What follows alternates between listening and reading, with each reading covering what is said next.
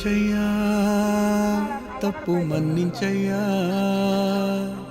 మంచోళ్ళకే అన్ని కష్టాలయ్యా. వెళ్ళిరయ్యా సెలవని అంటాంది కంట తడి, ఉండలేక నీ ఎంబడే వస్తాంది గుండె సడి.